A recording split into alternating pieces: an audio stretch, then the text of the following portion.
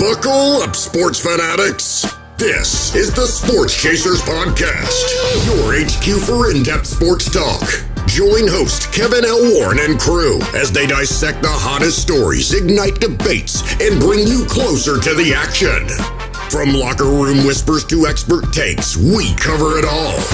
It's game time, so strap in and grab a drink. The SportsChasers podcast starts right now. Hey, what's up, everybody? What's going on, everybody? It's another edition of the SportsChasers podcast coming to you live and direct. It's Thursday night.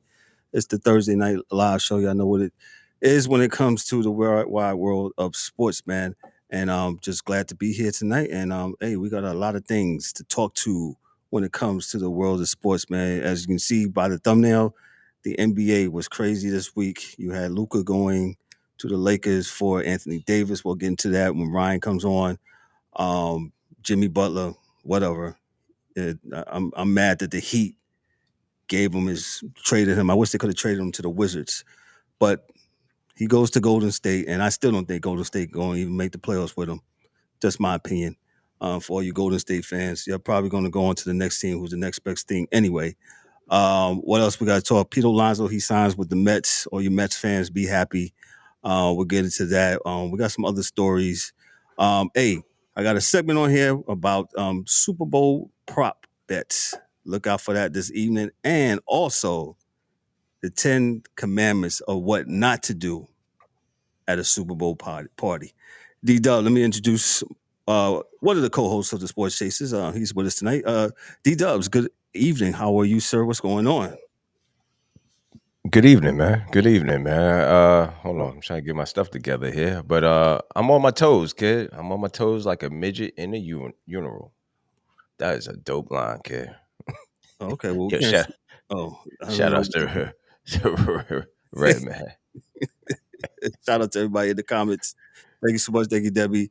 Thank you for those watching on Twitter, YouTube, of course, X, Facebook. I guess I'll put Instagram up here in a second. But we'll make it do what it do tonight, man. And like I said, the rest of the fellas that join us tonight, we got some things going on. And hey, we are ready to talk about the world of sports. It's Super Bowl weekend getting ready coming up. As you can see, I got the big neon board lit up in the back with the Kelly green. I could not bring myself to buy a Eagles hat, so I don't blame you. I just wear green. I can't. As a Giant fan, there's no way. Yeah, this is probably the last time I'm wearing this. So, hey, it is what it is.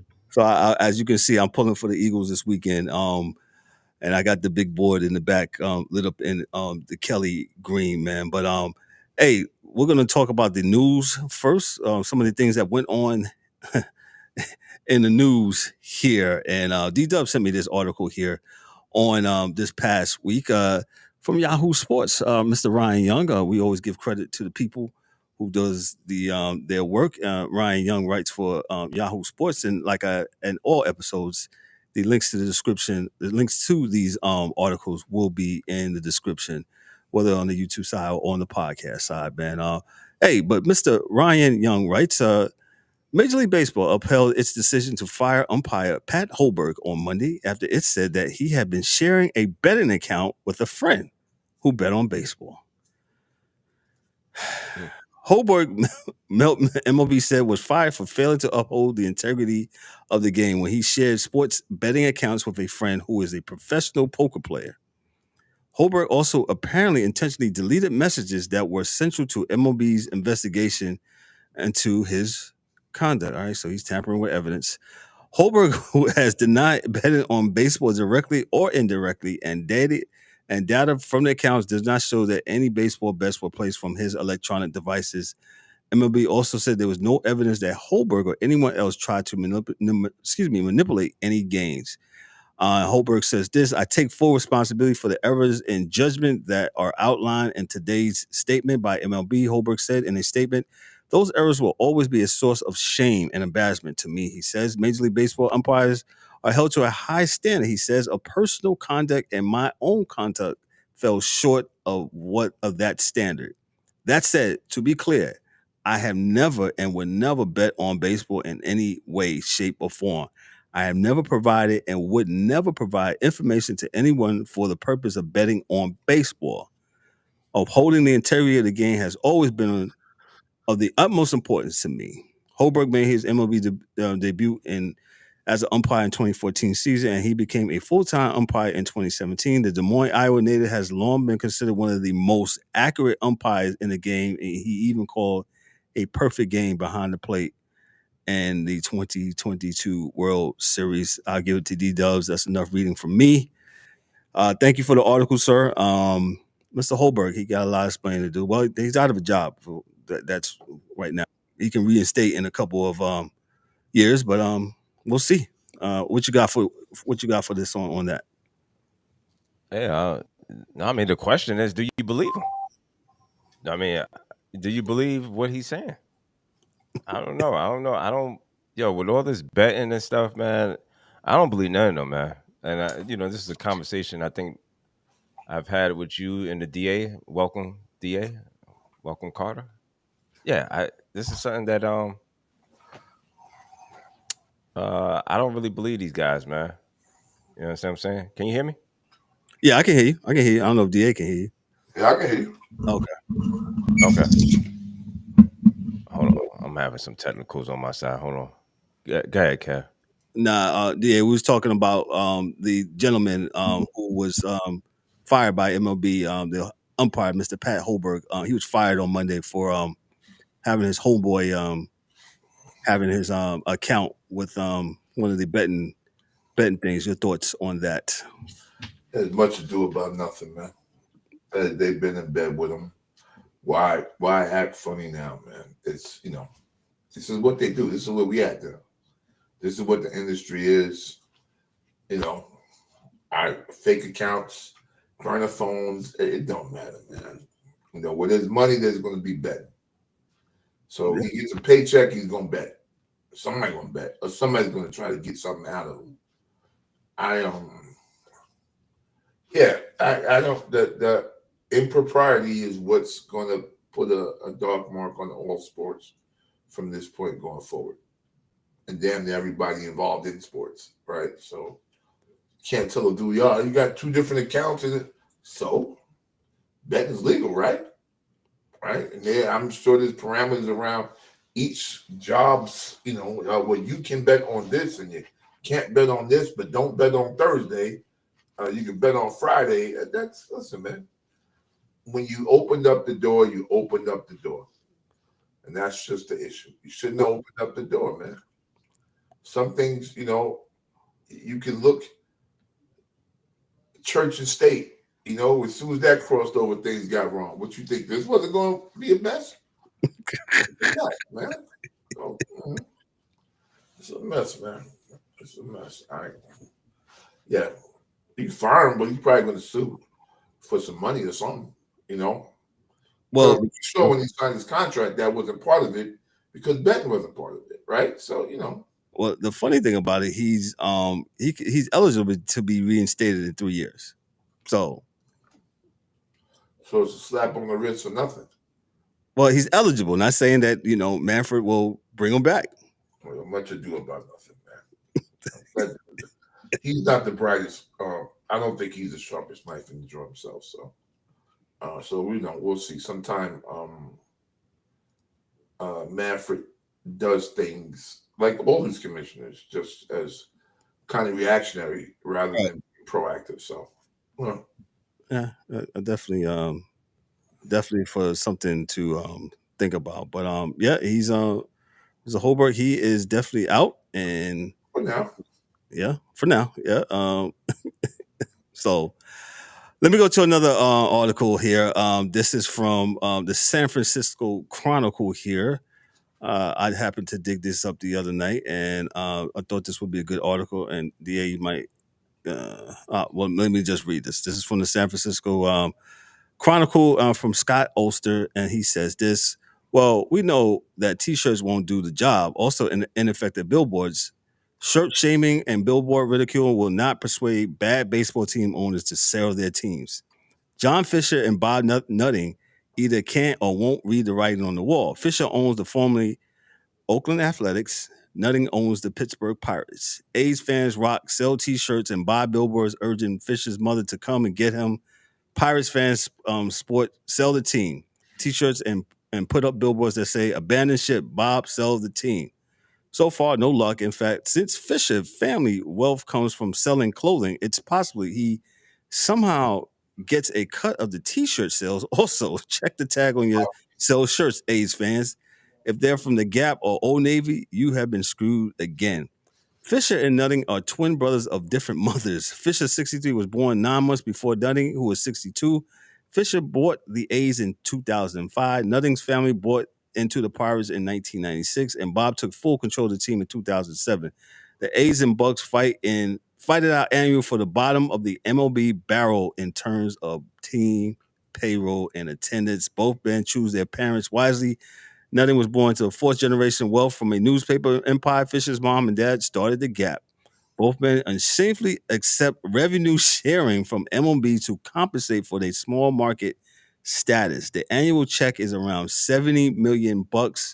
Last season, the A's payroll was dead last in MLB with $64 million. The Pirates payroll was $84 million at number 29. This angers the Player Association, which believes that Fisher and Nutting are stealing money. You don't say. Or at least they're taking on the false pretenses, putting the revenue sharing money in their own pockets. Nutting has a nickname in Pittsburgh, Bottom Line Bob. Fisher does not have a nickname, which doesn't seem fair because he has been lured away from the Oakland by the bright lights of Vegas. Maybe we can call him Neon John, and they just go on a little bit. And I'll just say this, man. It's a shame what has been done to the to both teams. The Pirates, one of the franchises that's been around forever, over 100 plus years, and this is what you got, man. And that guy won't spend nothing. Dan, who's a hockey dude on here, he always says this: there should be some kind of minimum amount of spending, but they don't, and they're allowed to, as the article alluded to, pretty much ski mask their way every year and just do their thing. Your thoughts, DA, on this fine article here? These are billionaires, right? So there's a few things, like the regular fans have a fit about owners, right? There's just not a bunch of billionaires willing to do this. Yeah. Right? That's part one, right? So even if you got a bad owner, the fact that you got an owner is okay, because not every billionaire wants to own a team. Because if they did, they would buy their own teams or do whatever they do, and they don't. So that's not what happens. As far as the spending is concerned, I have told folks for years, man, everybody has the wrong idea of business, man. Fans believe because it's sports that billionaire changed their business mindsets. Right. What got them to be billionaires, they're not going to go off of. Right? So it's making other people money. And that's what makes them money. When I mean other people, meaning shareholders. All because dude's the owner of a team does not mean that he wants to win the championship. It just means that he wants to make a profit. So if you just said, Kevin, that the Oakland A's get $70 million in profit sharing and the payroll was $64 million, he's already six to the black. You know, that's what business is about, folks. Like, I'm not sure what you think is happening here, but if I got to pull back the curtain, this is what's happening here. You know, right. So, Jerry Jones wants to win? Not really. Because if he did, he would make better moves. He still sells out that doggone stadium every year. Oh, shoot, Mexican concerts, boxing matches. Oh, yeah, those things. Yeah, there's something going on there right now, most likely. So, for you folks who think that these guys are should feel bad because, your team's not winning, Psych. Cry me a river. Stop it. Let's grow up, folks. They don't care. As long as they get a profit, they care. Right, exactly. So that's what this is, business. This is business. Mm-hmm. So that's what they're going to make is a profit. So. Santa Claus is not real. Santa Claus is not real. Oh man. Not at all. So you know, people got to wake up, man. I don't know. And baseball's collective bargaining has opened up the door for this to make money without investing money for years. This is just kind of part of the model, man. You know, and then then the team will come up and invest and try to win, and then they'll be like the Marlins, where they'll win, and then the year after they win, and they tear it down. Yeah, tear it all down. Tear it all down for another owner to come buy it. So it's almost like a lottery Ponzi for a bunch of billionaires where they all just look out for each other. You know, so you let it happen, come on in, then you sell it to your boy, and then let your boy do it. You know? And that's the way it happens. You know? It's just that the fans are stuck on the hook for these tickets. And I'm not going to tell you how to spend your hard-earned money, but I wouldn't spend mine in the stadium. That is for God, sure. I would not do that. So, not at all. Right. Gotcha. Let me move on to something else. Let me move on to the NFL. They're doing some things here from CBS Sports from John Breach. He says this. Hey, the NFL is officially headed down under. The league is putting a regular season game in Australia for the first time, and that will take place in 2026. The LA Rams will serve as the home team for the historical game, which will be played in Melbourne, Australia. Although there were reports that the Philadelphia Eagles will also be playing Australia, that won't be the case with the Rams serving as the home team. That meant that their opponent will be one of the 9 teams that they're scheduled to play at home in 2026. The Cardinals, the Niners, Seahawks, Giants, Cowboys, Chiefs, Chargers, and NFC North teams and AFC East teams. The game will be played at the iconic Melbourne Cricket Grounds, which has a capacity of over 100,000 fans. Expanded to Melbourne, Australia, a beautiful city which is rich with sports history, underlines our ambitions to become a global sport and accelerate international growth. NFL Commissioner Roger Goodell said in a statement, together with the Victorian state government, visit Victoria and Melbourne Cricket Ground, and with the LA Rams in 2026, we look forward to making history in what is an important market to the NFL and a significant step in expanding our international footprint. I'll go on this one because you know how I feel about this. You know what, NFL? Why don't y'all just change our address from Park Avenue in New York City and just move it to London, Paris, Australia? Why are we forgetting? Why we gotta go play a regular season game over in the state, over wherever? I can see if it's exhibition, you know what I'm saying? Go fly out there, play a little exhibition game. Nope. We gotta just take up a whole regular season game. It's stupid. Of course, they have their own football there. Well, America, look, man, stop being so arrogant, man. Because you got the NFL does not mean that everybody else wants to do it. They have Australian rules football. Rugby. It's as big as rugby is in other places. Yes. They have a few different rules, but they got their stars and they got their whole part of the world that does that, right? So you got the Fiji Islands, you got the islands off of Australia, Samoa. Right. They play Australian rules football. Dude, like, come on, man. Like, all because, you're NFL does not mean everybody cares. Nope.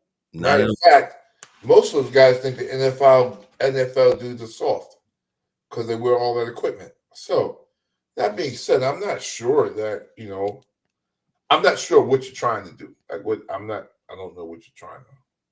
Like, people aren't going to stop loving what they do in their country and do what you do. Now, you're going to get some people that maybe watch, but they've been watching, right? If they've been wanting to watch American football, they've probably been watching American football. And come to the talking about streaming rates and how much that crap costs. Streaming games from freaking in the time zones from Australia to here. Yeah, if somebody's watching American football or the NFL, it's because they like it and they've been doing it.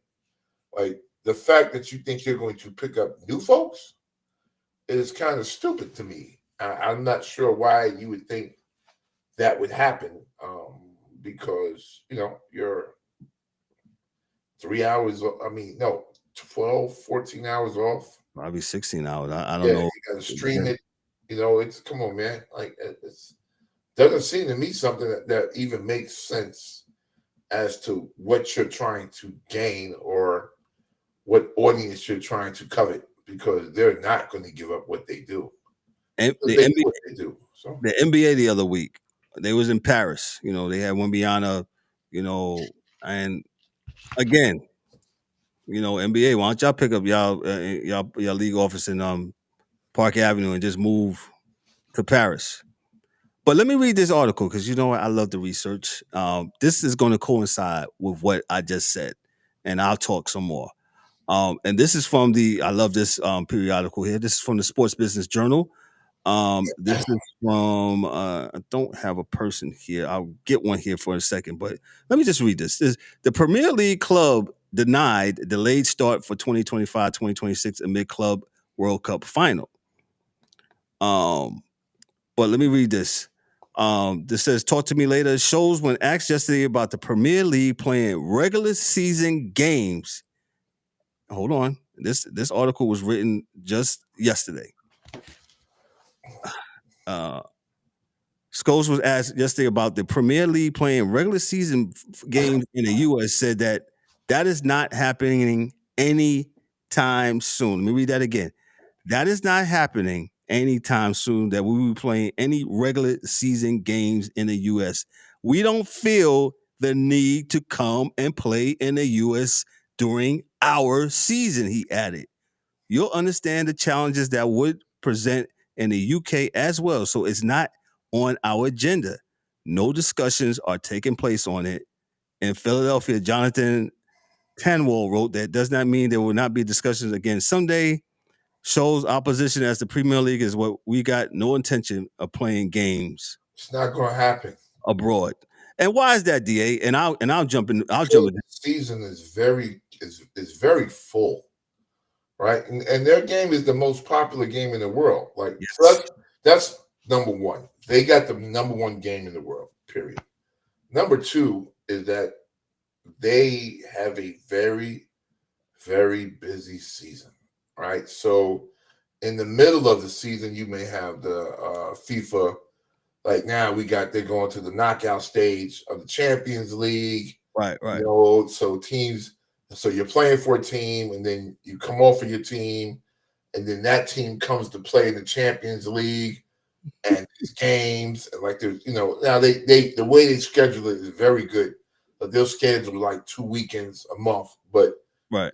The people that are playing, and then you get the knockout stage, and then it gets a little bit more serious from that point on. But it is very, very serious because this has been going on for a long time. So with that being said, they've got no time to try to glad hand and show out to America, hey guys, because they don't care. And that's the last and most important point of this is. They really could give a rat's ass about whether we care or not about football. Like whatever. It doesn't take $1 out their pocket, and they don't cover our dollars. They make what they make, which is a heck of a lot of money, and they go on about their business. Period. In the story. They don't care. Your show, Kevin. Yeah, I mean, that's the reason why when I saw this thing with the NFL, I was like, you know what, the NFL just and all the sports, all the major sports here. Well, I won't say for hockey because hockey they've always done the international thing. Yeah, that's why I don't get too bad at basketball because they've been doing the international thing since the Olympic team and the Dream Team and back and forth exchanges of players. European players in the NBA, So?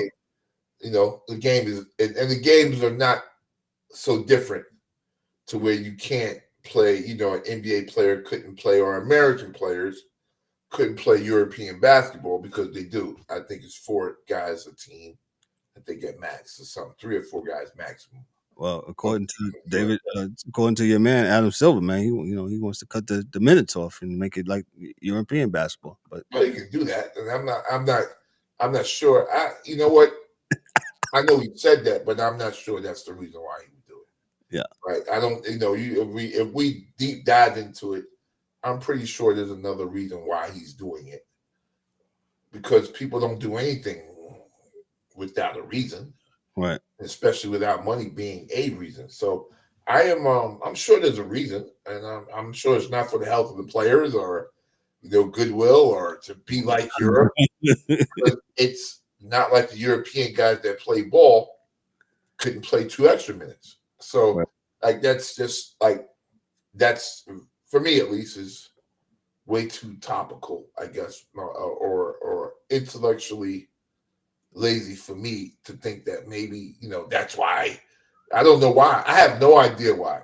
I just think it was, like you said, somebody said something, he floated the idea, and I think he does that a lot. I think he talks a lot. So he says things, and he says them kind of like jokingly, but he's not joking. You know what I mean? So like he is an attorney. So. Yeah. So he puts it out there, floating it to see what people think. Right. And he doesn't get the right reaction. No, I wasn't really doing it. I was just thinking about doing, So he does it so much that it just becomes normalized to most folks. It just talking about Goodell. So yeah, no, we're talking about what's his name, Adam Silver. But we're talking about Goodell. Yeah. Adam Silver does that a lot. So yeah. I don't know if you can hear us, D, but I know you had some difficulties. But we was talking about how the NFL wants to play games in Australia, and I just read a backup article where just yesterday the Premier League said they have zero interest of playing any regular season games in the United States, and DA just gave the breakdown of why, because the season is full. He gave some more things, but they have no interest of doing that. Your thoughts on the NFL going down under? Might, can you hear us? I'm not really. I'm sorry if you're hearing. I'm kind of it's bad. I'm hearing every other word, but it says if you can hear me. Yeah, I can hear you, dog. Go ahead. It's only 5 reasons. 5 reasons why the NFL is doing what they're doing. There's market expansion. They're trying to go for the global fan base, the international games, the revenue diversification, and cultural exchange. Now, you just said that the Premier League, they don't care nothing about cultural exchange. They got what they got. They're gonna deal with their fan base. You know what I'm saying? We always trying to get. I mean, how much more are you trying to get, man? I mean, people who like what they like. You understand what I'm saying? So, I mean, cultural exchange with the NFL, they aiming to promote more American football. Yo, how long this game been around, Kev? G, this game been around quite some time. I don't got the number. Yeah, a little bit almost 100 now. Yeah, because we just did 75, almost 100. Right. Go ahead. To help elevate the sports profile? Are you serious? Not really. Like, what are we talking about? It's not gonna happen. No. Nope. They want to host these games in other countries, like the UK, Mexico, to promote the sport. Provides an opportunity. I mean, no. I'm just not sure why we going over there. You know what I'm saying? I mean, the fan base and the money is here. Yes. In the States. And if I may, D, I'm sorry. I know you can spit your hearing. No, but you brought up a point as me not being, family not being, all the sports outside of America. Nobody cares. No. You just need a ball. Yeah. This is what people don't understand. Everything outside of America, you just need a ball. Soccer, you need a ball. Rugby, you need a ball. Australian rules football, you need a ball. You don't even need a field. You don't need no markings. Baseball. When I was a kid, we didn't, in America, we had one glove that only the pitcher could wear. Ain't that something? Remember that? All right. So what I'm saying is this, man, and people, it's a money grab that's not going to work, man. These people are not buying helmets. They're not buying equipment. They're not buying shoulder pads. Listen, they're not doing any of that in these other countries, man. Life is hard enough. Life is hard enough to be buying shoulder pads. I didn't buy shoulder pads. If my kids wasn't good enough to make the team, they wasn't playing. Well, according to their analytics, they saying where the new fans can drive increased revenue through merchandise sales, ticket sales, they're not and buying any broadcasting merchandise. rights. Because they know their Australian rules football guy for the All Blacks, which is like their number one team out there, they call the All Blacks. They know those guys. They know their jersey numbers. They know what they're doing. Because that's what they were born doing. Who's buying the Saquon jersey and for what? In Australia? I don't know. In Australia. Yeah. Yeah, you'll get a few. And is it worth it? Is what you say, Kev, what your boy say is the squeeze worth the juice? Yeah. Is the juice worth the squeeze? Juice worth the squeeze. Shout out to my man Corell. We got you though. Right? Yeah, you know what I'm saying? Is it worth it to do that? So I mean, it's kind of up to I guess return on investment is a real thing for sure. And I guess they'll do their stuff, their numbers.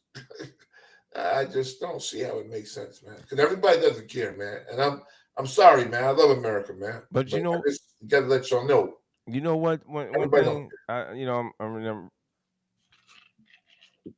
Good. The NFL. If you want to increase the popularity, the financial viability in the long term, how about you go back to playing football? Yeah. Go ahead, dude. How about you go back to treating your first like your last and your last like your first? Hold on.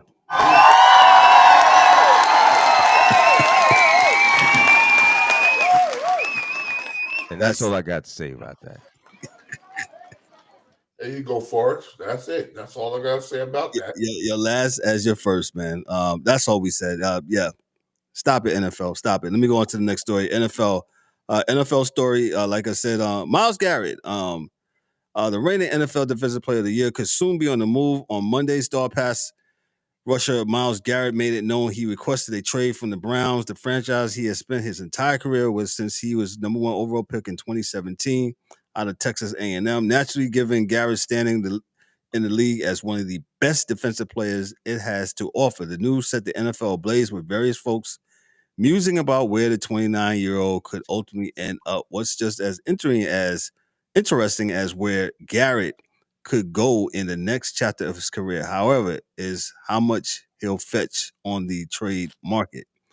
Back at the Senior Bowl and prior to Garrett's going public with his trade request, Browns general manager Andrew Berry emphasized that he would not trade his star edge rusher, not even if a franchise offered 2 first-round picks. Y'all hearing this? Right. Of course, a lot has changed between then and now, so it'll be interesting to see if Berry will stick to his guns on the 2 first-rounders price tag, especially considering that every GM in the league now knows Garrett wants out. Yep, he's messed up. Well, go ahead, DA. What you say? Garrett doubled down yesterday. He said, I'm not playing. I'm not going to beat Joe Thomas. I'm not going to waste my career here. Point blank, period. And Joe Thomas is going to the Hall of Fame as a left tackle for Cleveland. Didn't win more than 5 games a year at any point in time he was ever there. Garrett is saying, I'm not doing that. We had a good team. You went out and got Deshaun Watson. So he doesn't necessarily have any goodwill left with the team. And yeah, he's going to get Joe Barry's stupid, man. You know why? Because dude already said, I'll sit out.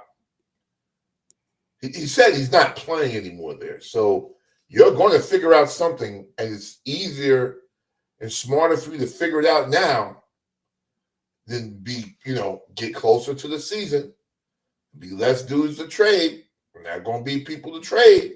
The picks that people could give you are going to be gone because the draft's going to be gone. You want to do it now so you can get the picks and the money or whatever the heck it is. Shoot this guy with whatever the heck it is. Draft picks, the money, whatever you're doing. You can make those moves now. You have your picks for when the draft comes. You can, use those picks to do whatever it is you're going to do. And life is good. Or you can wait like an idiot and have him hold out and not have no picks and still not have him play. Right. It's pretty simple. And don't let the TV tell you where to trade him. Because now I'm already hearing, he should go to Detroit. Why? They got Aiden Hutchinson there. Why should he go to Detroit? I heard Buffalo. Well, it's because everybody wants to build a Build-A-Bear. I heard build their team. I heard the Jets.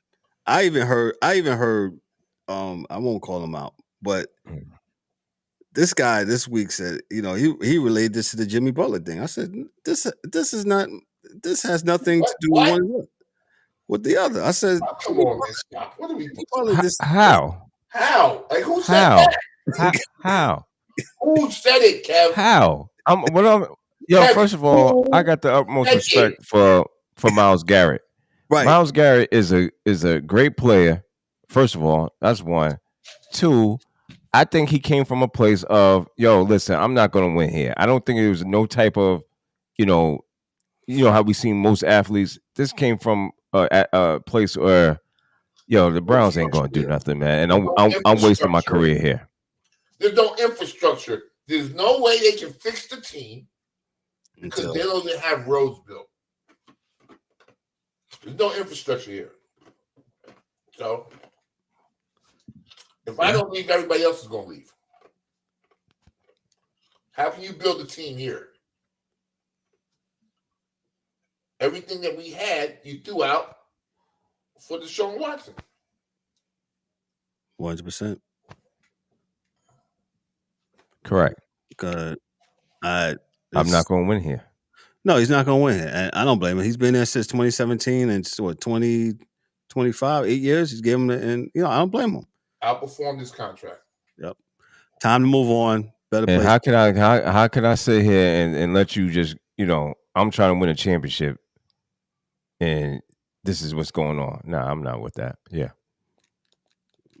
No. Let me move on to hey, Met fans, you should be happy about this. The Mets from the New York Mets here from SI. Here's what the New York Mets' biggest offer was to PeteAlonso prior to his 2-year, $54 million agreement to return to Queens, as sources tell the Mets on SI. And this is from Pat Regazzo of Sports Illustrated. PeteAlonso saga is finally over, at least until next winter, when he likely re-enters free agency again via opt-out. Alonso chose to sign a 2-year, $54 million deal with a player option for 2026. The 30-year-old will make $30 million in 2025, the highest one-year total for a first baseman in MLB history, and would get $24 million in 2026 if he picks up his option. As sources told the Mets on SI, prior to ultimately agreeing on a 2-year deal, the Mets had offered Alonso a 3-year, $85 million deal with heavy deferrals that included opt-outs for 2026 and 2027. At its lowest present-day form, the deal would have been valued at 3 years, $71 million, depending on what interest rate would have been attached. Alonso had the qualifying offer attached to him this winter, which would significantly hurt the market of players due to him signing due to the signing team having to surrender a compensatory draft pick to the player's previous club. In the end, Alonso is betting on himself again. That is what he did after turning down a 7-year, $158 million contract extension offer from the Mets back in 2023. Let me just expound on this a little bit. PeteAlonso did not have a really good year this year. Yes, the playoffs, he came, he did that thing in Milwaukee, but he did not have a thoroughly good year. But the Mets really wanted him back, wanted to see how he would do with Soto in there. He's got some protection now, more protection, I should say. And I think that's mind-boggling. Like, he's the highest paid first baseman ever, but that probably is going to be neither here or now, and we'll see. We'll definitely see. So the Mets fans, you should be happy. You got your guy. He's coming back to the fold.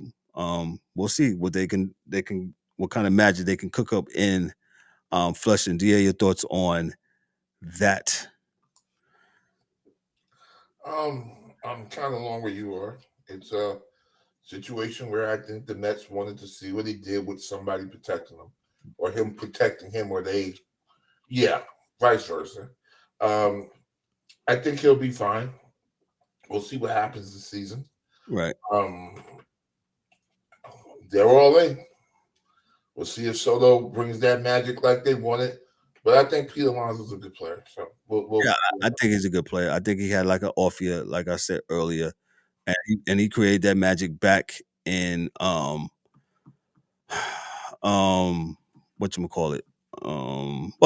As we talk about PeteAlonso, Mike Mills appears. He must have heard me talking. Mike, I'm gonna give it to you. I just read that your main man Pete, he signed back with the Mets. Your thoughts on PeteAlonso signing back with the Metropolitans?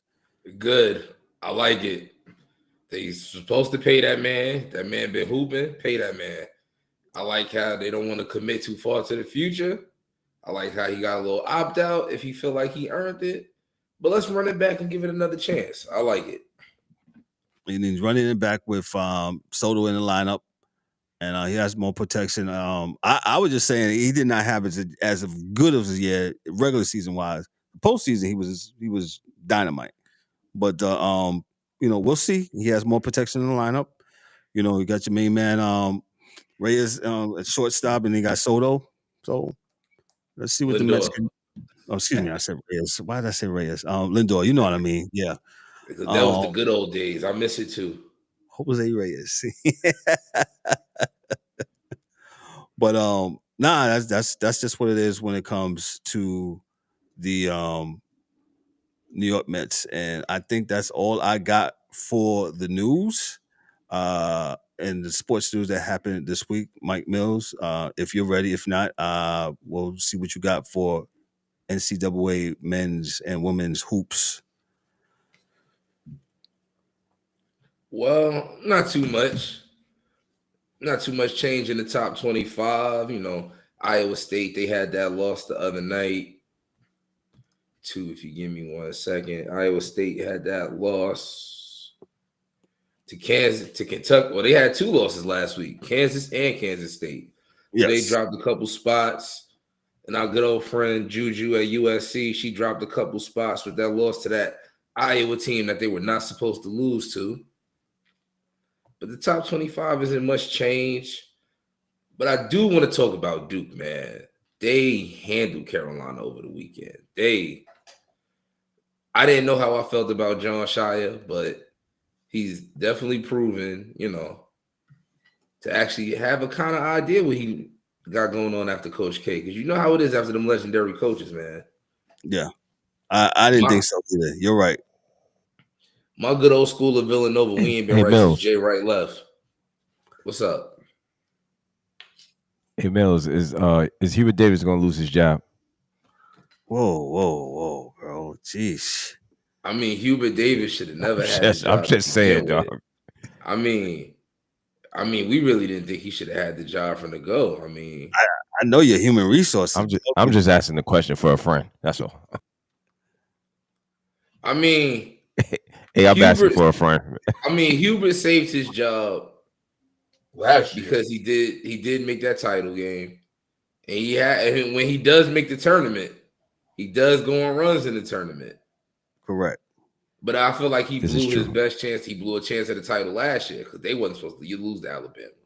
No, that was not supposed to go down like that. So, I mean, he bought a lot of equity making the runs he's made. So I don't think he loses it yet.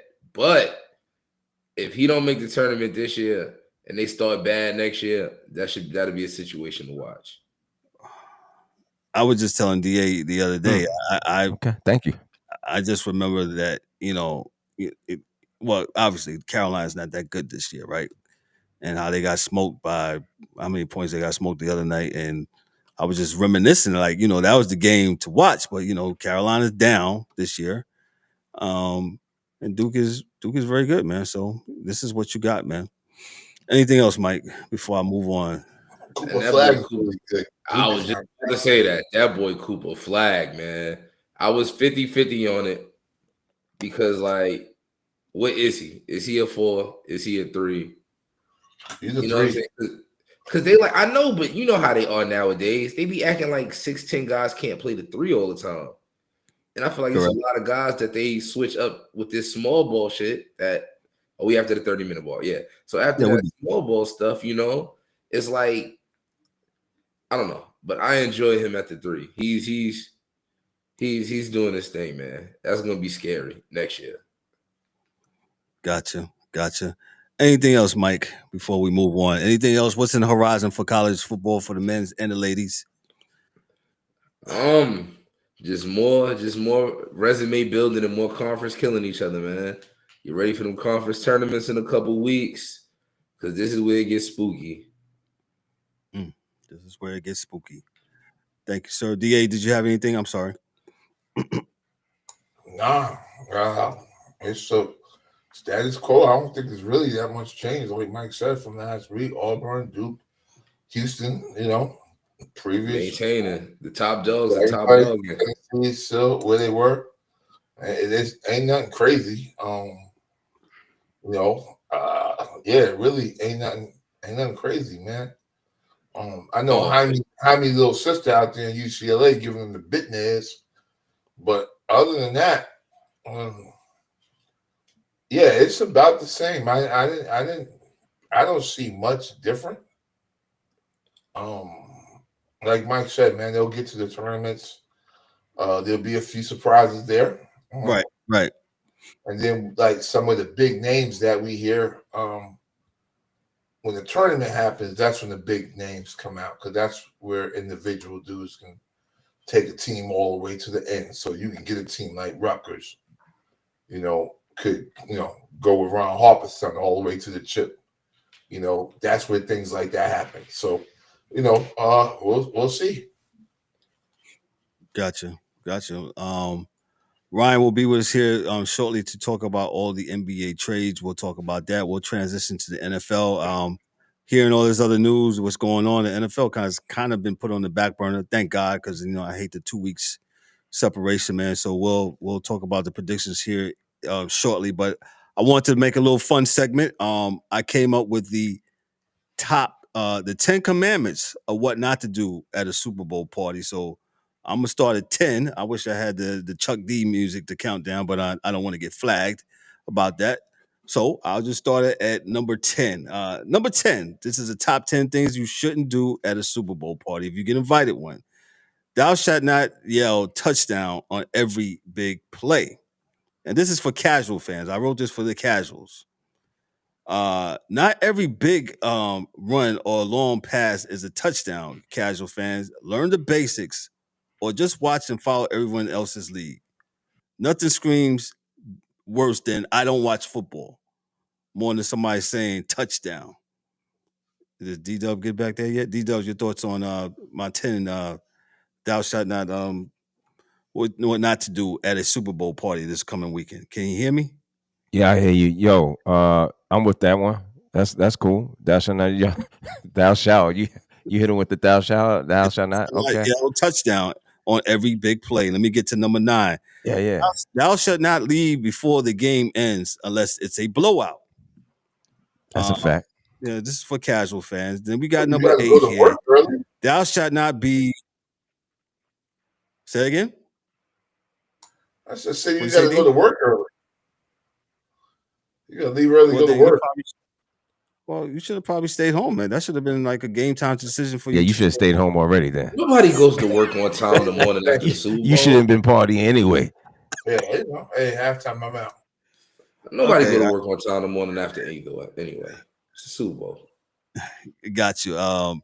Number 8, thou shalt not be the halftime only fan. That kind of goes into what I said about number 9, right? Number 7, this is for all the food people. Thou shalt not double dip, not football related, but still a serious offense. If you dip your chip, take a bite, and then go about your business. Shout out to Please. George Costanza. Nobody wants your queso germs. So I'll go to that. So let's go back to the plays. Thou shalt not block the TV during a big play. First of all, you got all these big screen TVs. I don't know why you're walking in front of the TV in the first place. Don't do it. Sit down somewhere, casual fan. Sit down and learn the game. Well, you should have learned the game, but anyway, let me go on to number 5. Thou shalt not ask. I hate this one. What is a first down? Silence. Look, we get it. Football can be confusing if you don't want to watch it often. But the Super Bowl Sunday is not the time for football 101. So don't come with that, please. Just sit down, please. Sit down. Just don't be asking a bunch of questions. Number 4, thou shalt not complain about the length of the game. That goes back to my number 8 and numbers 9 about leaving at halftime, man. Yes, the game is going to be around 3 hours. So expect that much. Number 3 says, thou shalt not root for both teams. Well, that's what casual fans do in this day and age. They root for any and everybody, and they root for players. So, number 2, thou shalt not talk over the game. Go somewhere else. Go back home. Don't talk over the game, man. Yo, I actually had somebody say that to me. Like, yo, you actually care about the commentary? Boy, I almost got mad. Like, I really wanted to. Like, what do you mean? Do I like absolutely? Like, that's the only reason I don't like games in person, because you can't hear the commentary. Right. D-Dubs, your thoughts on thou shalt not talk over the game? Yeah, I'm with that. Don't be talking over the game, please. Okay. No, man. I only heard a little bit of it, but number 7 should have been number 1 for me. Don't be dipping your food, double dipping. It's flu season out here. You're nasty. D, your thoughts on any one of them so far before I get to know? That's all I got. Nasty work. So, all right. So I got to number 2 and I got to number 1. Thou shalt not ask who's playing. You should know already. Casual. They've been saying it the last 2 weeks. Don't be saying who's Patrick Breeze or who's what's Mike? What's the guy? Who's Jared Stafford? Don't do that this weekend. Don't do that, please. Don't do that at all. Yeah. Please. Don't do that. Please don't do that. And I had a bonus one. If somebody has opened your house to you this Super Bowl Sunday, take your shoes off. Okay. Well, that wasn't on there, but yeah, I guess if you go to D-Dub's house, take your shoes off. You better take your shoes off, dog. Take your shoes off, right? All right. But I was going to say, not only take your shoes off, I guess, hey, bring something. Don't go empty-handed. Even if they say, hey, I got you. Nope. Bring something. Bring something. Anything. A beer. Paper towels are more than welcome. Yeah, paper towels, paper cups, whatever. Bring something. Do not go empty-handed, please. I'll keep that at that. Anybody have any questions? Well, hold on, Kev. Go ahead. You said don't come empty-handed, man. Please don't come with just one bottle of like I should say 1 can of beer. Well, don't do that. I mean, can of beer is nasty word. Yeah. I don't want to go into who's. Just don't do it, man. Just bring enough. Okay. Not your own personal. Hey, he drank his own personal, then here he comes to the stash. Yeah. Hey, did you see Saquon? He's steady pouring. Oh, dang, man. What's really good, man? So don't drink up all the liquor and you didn't bring nothing. Or you brought the cheap liquor. I'm totally getting off of what we're doing, man. But yeah. We got Tito's. We got Can you hear me? Yeah, I can hear you. Go ahead. We can't hear you. Now you got all the top shelf liquor, and this guy's coming with some of the nonsense. That's all. Yeah, I got you, man. Let's go to the DA. Did you have something? I'm sorry. It looks like you had something. Okay. Let's go to the game. I'm pretty sure we'll break down the game on Monday night. That'll be our last Monday night football blitz for the football season. But I'm pretty sure we'll break down. I'll just go around. I'll start with Mike Mills. What's your thoughts on the game? Who you think is going to win? What you got for us? Man, before I get to the game, I want to talk to Mr. Roger Goodell real quick. Go ahead. They asked you how you felt about if you thought the refs was helping the Chiefs. You would have been better off not answering that question, boy. Why did you open your mouth? Of course you're supposed to say they not, but you really insulting the rest of us. Like we can't watch, like we don't watch the game. Like we don't see what be going on. Like we saw that catch that was not a catch. The Chiefs' right tackle has been lining up in the wishbone formation since week 1, and the refs don't call it. Like, stop playing with my intelligence. We know they cheat. Now I'll go back to the game. I want the Eagles to win in my heart of hearts, and I absolutely believe they could win if they run the ball and play defense the way they've been playing it.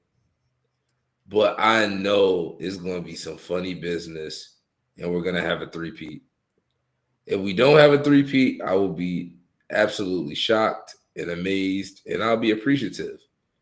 But I already seen how this has been going, man. And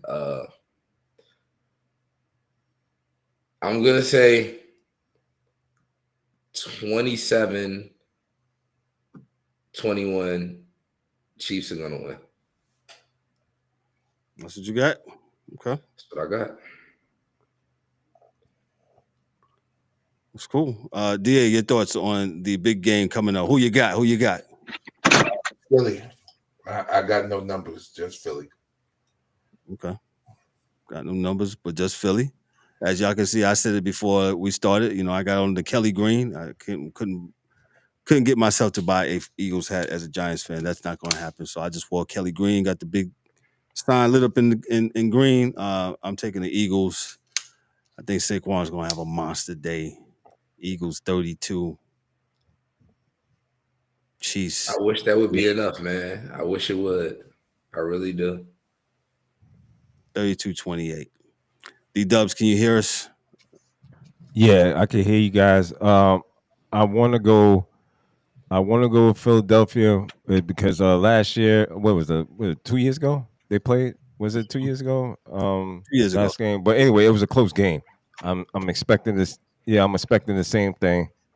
I think I want Philadelphia to win, but you know, I'm not betting against Kansas City. If Kansas City would probably get it's going to be another close one, man. I would say 35-30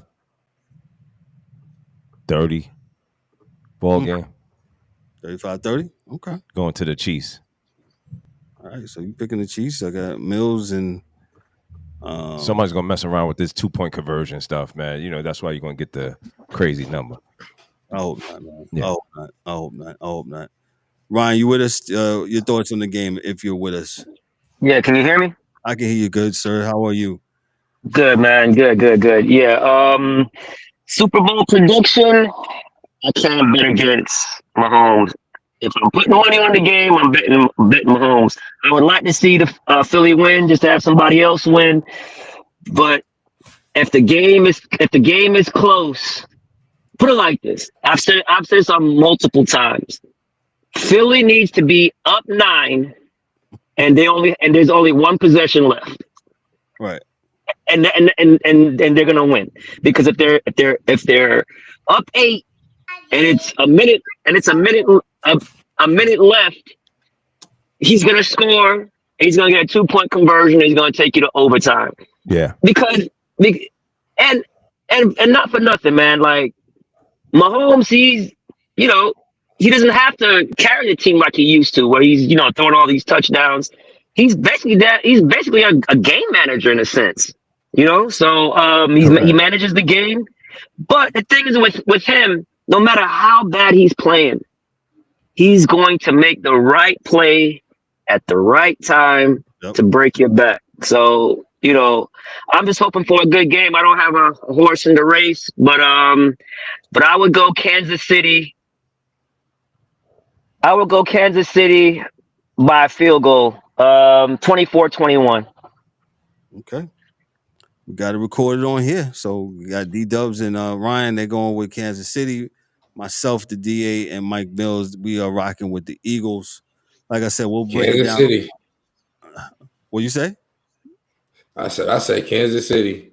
Oh, okay. In my heart, I want the Eagles to win, but I know Kansas City gonna win, man. Yeah, I'm like Mike. In my heart, I'm be rooting for Philadelphia, but yeah, Kansas City. I'm not going against them till somebody knock them off.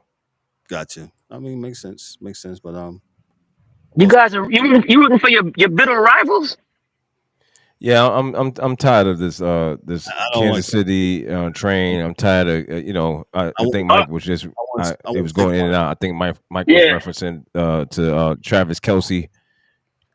Travis Kelce talking, he seems to be getting upset about the situation of getting these special calls, but my guy, stuff has been happening with you guys receiving the the benefit of the doubt. Right, things have just been happening. As a second tight end, right? We made reference to this stuff, and the quarterback getting hit and not even being touched. You can't believe my lying eyes, right? This is what we talked about last time. Come on, right, man. But go ahead, Ryan. No, so you're basically tired. You're tired of seeing them win. Are they at the stage where they're like the Patriots? Are they? Because everybody. If you weren't from New England or a diehard Patriots fan, everybody was rooting against them. You know what I'm saying? Except for the first year when they won and I believe they beat the Rams. I believe I forget.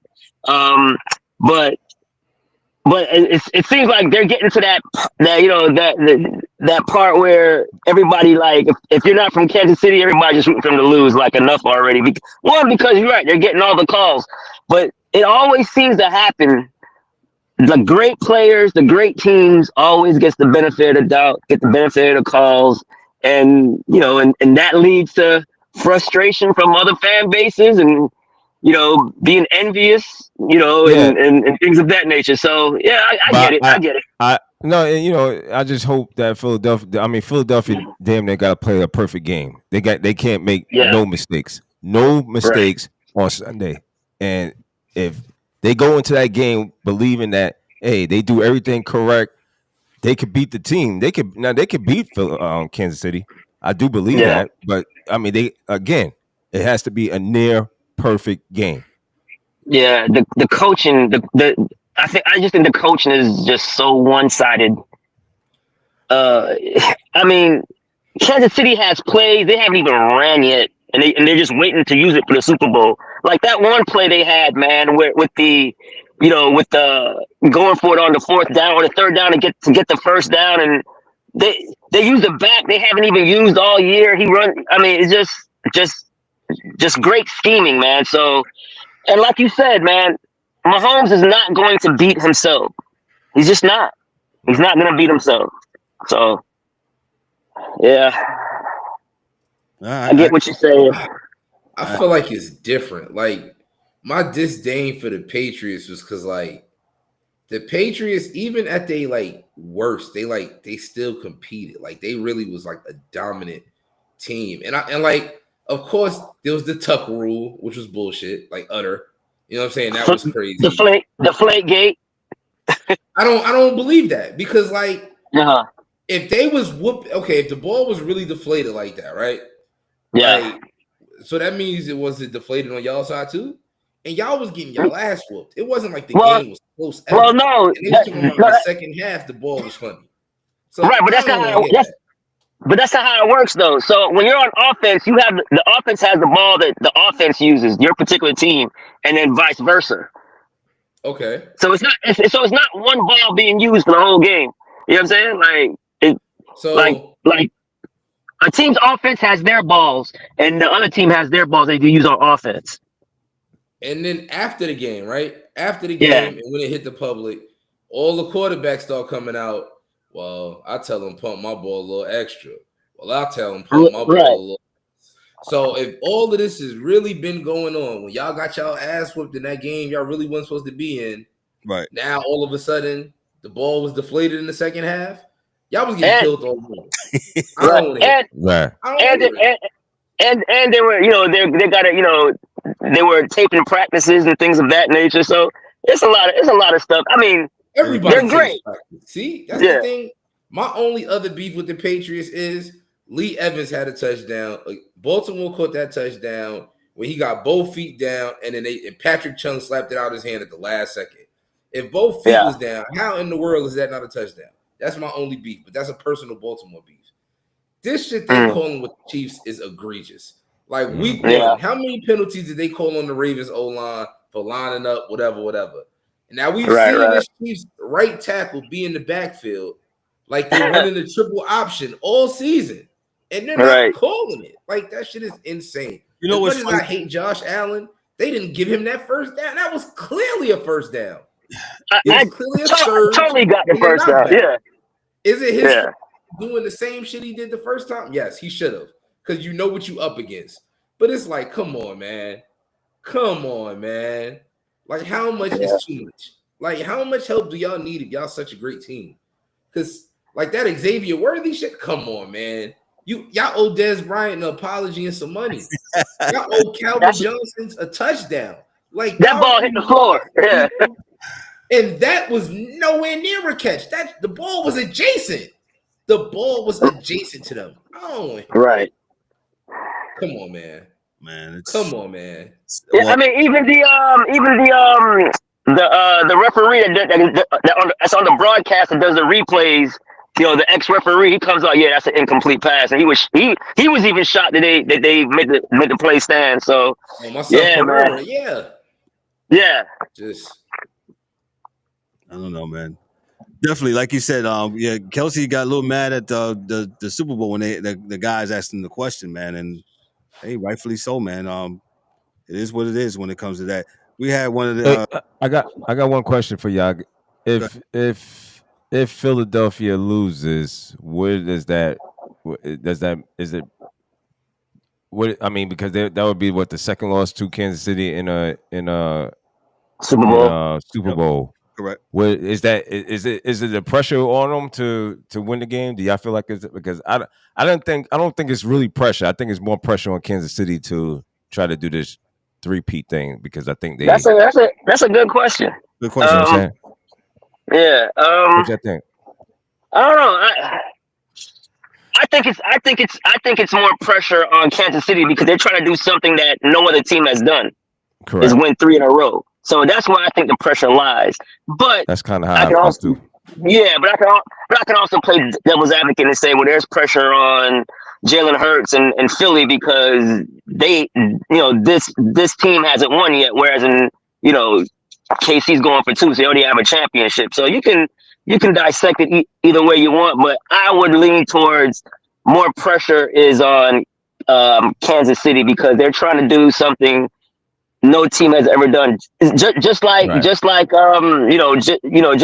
the New England Patriots and the Giants, when New England, they had a perfect season, and they had to win that game, and they didn't win it. They didn't win the Super Bowl, so that perfect season, is flushed out the window. Thanks, so. Yep. Yeah. I agree. Yep. I agree. Yeah. So, D, I think that's a very good question, man. I don't. Yeah, the Kansas City loses. I don't think it's they go back to the drawing board and keep plugging and playing.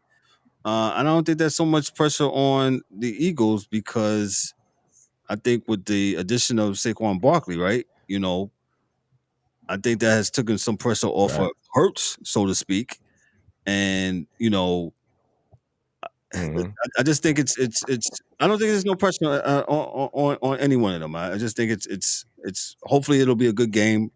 It'll be a game like Ryan and Mike said. There was no officiating, goofs or whatever, and we just called the game straight and blunders and just have a good. Do we? Go ahead. Do we happen to have the referees that will be conducting You want being register? the officials at the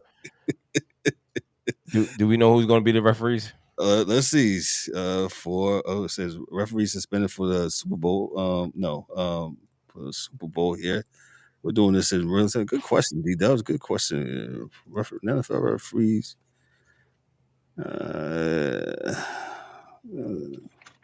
Doesn't say here.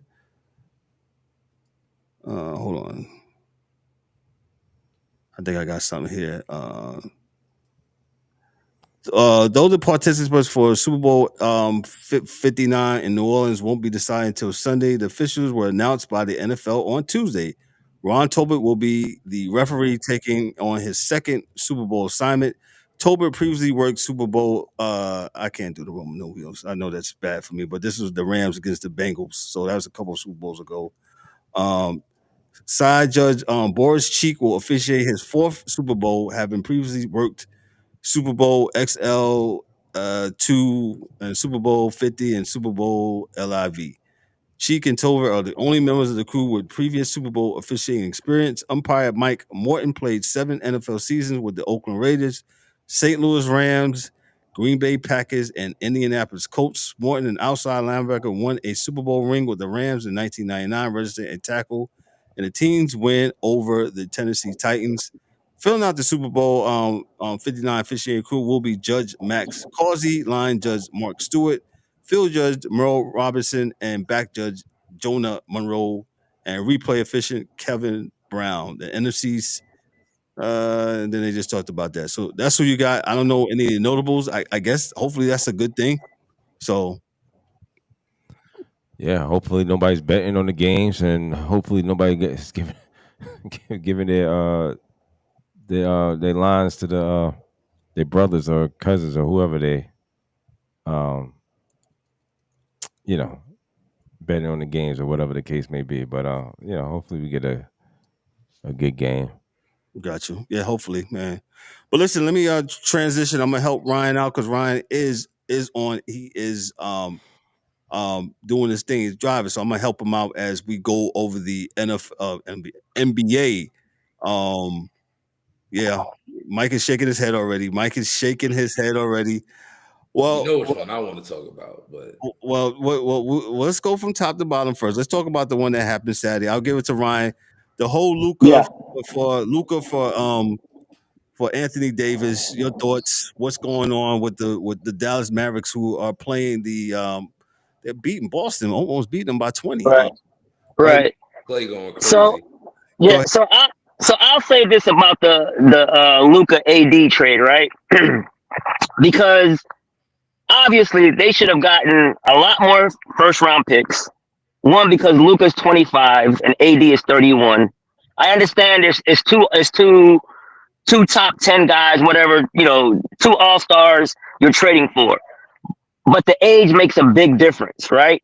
100%. And the reason why I believe that they did not get a king's ransom or as many picks they should have got is because they are the ones who initiated the trade. They called the Lakers. Nobody knew that Luka was even on the trade block. Correct. They called the Lakers because of the relationships of the GMs, Pelinka and the other gentleman and Nico. So in any trade negotiation, in anything, even in fantasy football trades, I don't care. If you're the guy who initiates the trade, that means you're the one that loses leverage because you're coming to me. You're coming to me for a trade. So they were losing off top right there. You're coming to hit. You're going to them with a trade with the player who's younger. And and doesn't really have a injury, a case of like getting bad injuries, whereas in AD does. Luka missed some games, but he's not out for long stretches of time or always hurt. AD's been relatively healthy the last year and a half, which is cool. But I understand why the Lakers did it because one, that's their new superstar, global superstar. So I understand. I just wish that they would have got more. And on top of that, you don't get You don't ask for Austin Reeves, connect, and then not doing that, you let the Lakers go and get Mark Williams and put connect in a deal. So now they basically got Luka and a center to replace AD when you could have easily got a lot more. So I don't understand. Well, I understand why they lost leverage and Dallas lost leverage. Once you call somebody and initiate a trade, now the ball's in their court. Correct. They'll be like, nah, I don't want to do that. Nah. I don't want to do it. You got to come better than that. Or we're not doing that. So they dropped the ball with that. For right now, I think it helps both teams. It helps both teams for now. But for the future, I mean, like I said, because of the age difference, I mean, you have a guy who's 25 years old, is already made 5 all NBA teams, not 5 just regular all NBA teams, 5 first team all NBA teams. And he's 6 years, and this is his 7th season. Like, so I understand why they did it because of the whole, okay, he's out of shape and that. But let's be real. You know what I'm saying? Like, they went cheap. They went cheap because they didn't want to have to pay him the Supermax. But my thing is, who the hell is going to get the Supermax if it's not a Luka? It doesn't. So for the short term, I guess it helps both teams. For the long term, obviously, it's the Lakers getting their new piece, and it could have. Listen, I know we all talk about conspiracies and things of that nature. It could have been it could have been a ploy to be like, hey, we got to get Luka in LA. To one, LeBron's not going to play forever. So now they have their cash cow again. Because AD has never proved that he could be the best player on the team and win a championship.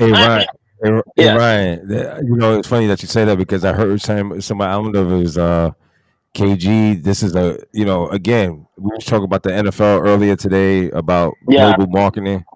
This is a global marketing ploy for a sport that wants to be so global, and putting Luka in LA. I mean, you could go that route and say, "Hey, this is the ploy." I mean, it's great. It's great for the league. And also, hey, LeBron, you gotta have a seat, brother. It's time. Oh, this is not Luka's team. This is not LeBron's team anymore. This is Luka's team. Every direction, every decision they make is going to be based on Luka. That's why they went and got Mark Williams because Luka loves a lob threat. I'm really shocked, man. I'm really shocked about the Delta Connect, and I'm sure you're gonna talk about that in a minute. That trade that went down, I was kind of like, oh, really? Oh, okay. No, I don't know. I don't know how good he is, but the Lakers give up a lot. They gave the Lakers give up a lot. They got to give up a first rounder as well. So hey, I mean, but you can't have Dalton Connect, Austin Reeves, and Luka out on the court together. You ain't gonna have no defense. You know what I'm saying? So you had to go and shore up your center position and your big position because you lost AD. So you had to go and do that. So they sacrificed Dalton Connect, and I think it was I think they were probably going to choose from Dalton Connect or Reeves, and Reeves is really good offensively as far as he can initiate offense, whereas in Connect, he's more just he's a rookie. So he's more of a spot up shooter. Right. Has good size, but he's not ready. But he's not ready yet. Well, exactly. Yeah. He can't create. Whereas Austin Reeves can create. So hey man, check this out. I like what they did. Yeah. Real quick, they got this guy from Charlotte, Mr. Williams. I believe his last name is Williams. But this Mark guy, Williams, he's only played 80, 89 games out of 212 games. Always hurt. So I don't know where they went, how good this is going to be, but we'll see. Yeah, and his sister is the Williams that plays for the Chicago Sky. Okay. So his sister plays in the WNBA. His sister plays in the WNBA. But that's the knock on him too. He's always hurt. It's always something with him, right? So he hasn't played a lot of games, but he has the longest wingspan in the NBA, even longer than Wemby's. So that's what they like. He can rim run to the rim, catch lobs, dive to the basket, and Luka needs a guy like that. So that was a Luka move already. So Gotcha. yeah, man. But I like what the Lakers did. I mean, I actually love what they did, and it just fell into their lap. Luka fell into their lap. Mike Mills had you wanted to talk about. Go ahead, Mike. I don't like the trade for the Mavs at all. I have been in absolute anger, disgust, and sorrow these past couple days. Yeah. What about the fans? Dallas fans are going through it. I mean, hello, hey, but yeah. So I don't like this trade. Oh, my bad, brother. Traded the face of our franchise for Anthony Davis. Now, Anthony Davis it's not that Anthony Davis is not a top 15 guy when healthy, but the biggest problem on this team is shooting and the lack of ball handlers behind Luka and Kyrie Irving. You trade Luka, and now you have Kyrie left to be the main facilitator. Kyrie Irving is not at his best when he's responsible for getting other people involved. He's good as a secondary ball handler. Agree. But him as the primary ball handler is not a recipe for success. Now, you felt like this deal was to win now, and you feel like it's to achieve something that you couldn't get with Luka. Well, Luka got you to the finals. So the only way to surpass that is to win the finals. And neither one of these guys you got here to be the stars have won past the second round as the star. We saw what happened with Kyrie in Boston. What did they do? They went further without him. We seen this in Brooklyn. They went and got James Harden and put Kyrie off the ball. Kyrie has a track record of getting a lot of buckets and doing his thing. Winning as the point guard and having to get other people getting other people involved, having him as his responsibility, that is not his forte. It is not. So, yes, you went and got the defense you felt like y'all was missing, even though your bigs have been playing great this year. But you get Anthony Davis, who does lock down the paint and is switchy. I get it. But you gave up the rest of your franchise. You didn't get enough things for the future. You got one draft pick and you got Max Christie. Cool. Why didn't you get some more seconds? Right. Why didn't you get something? I feel like this was all about pick swaps. I feel like this was pick swaps. Something. Pick swaps at least. Swaps. I feel like this was an ego trade. I felt like this Nico guy felt like he had something to prove. So you went to Pelinka, who's your mentor. You went to your pops and you gave him Luka. Oh yeah, look, you can have Luka. Yeah, we could win without him. Look at Jason. Look at Jason's kid face during the press conference. He didn't look like he didn't know what to say. He was trying his hardest not to look disgusted. This trade made no sense for the Mavs. The Lakers did what they were supposed to do and go ahead and I agree with you, Mike. Like, sure. They ski masked him. Oh, you giving us what? Luka? Shit. Come on. And then I'm not liking the smear campaign after. I'm really not liking that. All he's done was win. Oh, yeah, he's too heavy. He's 270. He's 260. LeBron was 300 pounds in Miami and won back-to-back chips. I don't want to hear it. If Luka is 260, then everybody needs to play at 260. Because look what he's doing at 260. Allegedly, because he ain't 260. Mike, because I tell people that's just his body type. What do you want him to be, a bodybuilder? That's his body type. He needs that body in order to play the way he plays. Some people just can't play at smaller weights. Boris Diaw, for example. Right. When he slowed down, he was horrible. But when he was in his regular shape, Good point. The man was a triple-double threat every night. Right, because Luka's is not killing you out there with speed and jumping out the gym. he's torturing you with his IQ, his footwork, embodying you with his body and knowing how to play through contact. You want him to lose weight and now he can't play through the contact? Nah, I don't like that neither, Mike. That's a good point by you, Mike. Well, Great point. well, the key to that is that they should have had rim protection to help defense from him. You know he's not going to be able to stay in front of nobody, so you're going to have to help him out. That's just what it is. To get Kyrie Irving, and they did. And never replaced him. They did. You traded Finney Smith to get Kyrie, and then you never replaced him and got another defender. They traded Finney Smith to get Kyrie Irving. Right. So now you left with a Derrick Jones Jr. as your lock. And Derrick did but he's not a lock. You got to replace that. You can't just give it up and think you're going to figure that shit out. You got to go get somebody that locks down and play defense. Right. And they do have rim protection in Derek Lively and Gafford. Right. So they do have that. But my thing is, man, like I said, man, the guy's the first team all NBA five times. It's like it doesn't make any sense. Like, what do you mean he's overweight? Well, damn, if he's doing that and overweight, I hate to see it when he's in shape, quote unquote. Like, it's not. And Mike, you said something that they traded the face of their franchise. Man, you might have traded the face of the whole damn league. He's 25. He's a global icon. Horrible.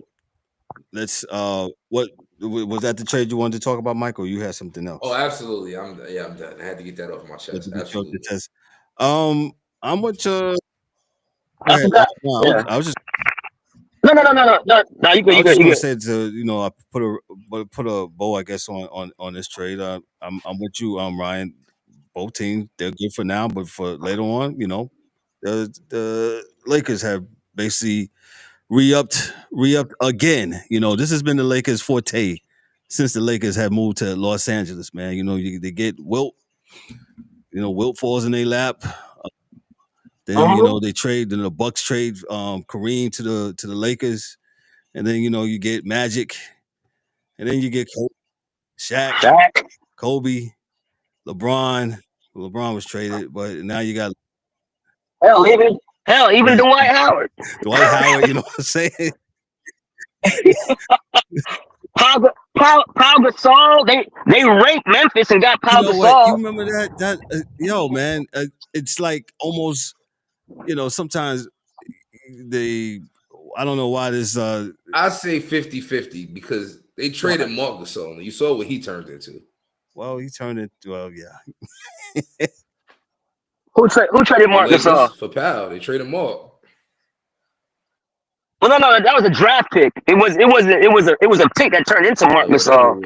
Right? You did. Nah, I think it was him. Yeah. I think it was him. I gotta look. Yeah. I think it was him though. Well, it could have been. It could have been. Yeah. Ryan, Kyle Kuzma to the to the Bucks for I like it.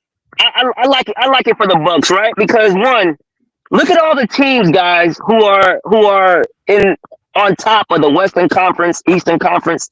They have athleticism. They have athleticism, especially at the wings. There's athleticism, and they're young. The OKCs, the Houstons, the Memphises, the Knicks. You guys have wings. You know what I'm saying? Boston, Cleveland. So I love it for them because Middleton just looked like he just. I mean, the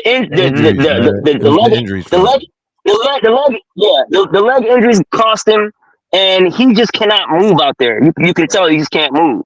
So I mean, he's still great in the mid range. But damn. It's just did they have to take? Did they have to ship him to Washington, man? Yo, they could do him better than that, bro. Well, he's gonna get a buyout. I hope so. He's gonna be immediately. I want a buyout. There's no way in the world. I mean, man, I'm sad. I'm sad for him for that because he's an underrated player. He's a very good player, but I think he don't get the. Well, D-Dub, the thing is, man, in sports, man, listen, you They'll only do right by you, man, when you're on top of your game. If you're declining, man, and they can get assets for you, they don't care when they ship you off. He ain't Giannis. Your man Jimmy Butler. I'm sure you're gonna talk about this in a minute, but But that's Jimmy Butler. I would have sent him to Siberia. That's what I would have sent him man. to. I mean, look, Chris Middleton is done. That's a proven also. Chris Middleton's about done. He's either going to be the vet that gets paid all his money, or he's going to get bought out and go somewhere else and shoot corner threes. Right. Exactly. And I'm hearing it's either going to be he's going to end up going to Cleveland or Boston if he's bought out. Go ahead, Chris. So damn, Chris, go ahead and retire, bro. I think they're doing you dirty. Yeah. I think you should go and retire, bro. Don't do it, I like man. this trade. They didn't give up too much to get Kuzma, and Kuzma best role is to be the third fiddle. 100%. I'm with you on that. And Chris Middleton, just ask for your buyout, bro, and just lay it down. Let me get to the De'Aaron Fox, Zach LaVine thoughts. I listen. It was a trade where it was just a perfect storm for Sacramento with Fox, because Fox could have signed the max extension last season, and he didn't. So they saw the writing on the wall, like he's going to leave. So he did right by them and said, hey, and his agent Rich Paul came out and said, hey, you might want to get out in front of this and just trade him now. And he would want to go to San Antonio. Now the reason why he can pick his spot. One, San Antonio wasn't cap stricken like how Phoenix is trying to get Jimmy. They're already Phoenix is already in the second apron, right? And so San Antonio could absorb the contract, and Fox is only making like 30 million versus 50 that Jimmy's making, or 48. So it was an easy contract to absorb, and he had the player option, so he can pick what team. He's like, hey, if you trade for me, I'm not gonna stay. I'm just gonna opt out and go where I want to go. So it was either you trade me to San Antonio now and get something for me, or I'll just wait and just opt out and go there then. But Sacramento did right by him, and and the rest is history. But I love the trade. Him going to San Antonio. It's gonna be crazy with him and Wemby in that pick and roll, and it gives him a guy that's gonna take pressure off of all the other players. Because one thing about Fox, man, like over the last couple of years, he's amazing in the clutch. He was like number one clutch player in the last couple of years, in making clutch shots. So yeah, and he fits the timeline. He's young. I want to say he's like 26, 27. So he fits that timeline. He's from Texas, from the Houston area, but going to San Antonio. His wife is from San Antonio. So it was just the perfect storm for that. But I love the fit there. I'm like, hell, if you can set yourself up and go and play for Wemby, for 7 years, man, you got to do it. You know what I'm saying? And yeah. So I love the trade in that aspect. I don't see why. I mean, I understand why Sacramento did it, but them getting LaVine and putting them with with DeRozan over there, it feels real. It feels real. We've seen it before. It's like they play the same. They play the same position. They do the same thing. So right, yeah, they're good in the mid range. LaVine can hit the three a little bit better than DeRozan. He's a little bit more athletic, but it's the same spot, same position. So yeah. But yeah, that's what I got on that one. Got you. Let me go to the other one that happened last night, around 9:00 last night. Well, probably later. Jimmy Butler goes to the Warriors. Warriors receive Jimmy Butler. The Heat receive Andrew Wiggins, PJ Tucker, and a protected first-round pick. Pistons receive Lindy Walters and Josh Richardson, and the Raptors receive The Jazz received Dennis Schroeder. The Raptors received Kyle Anderson. Your thoughts on that before we get on out of here?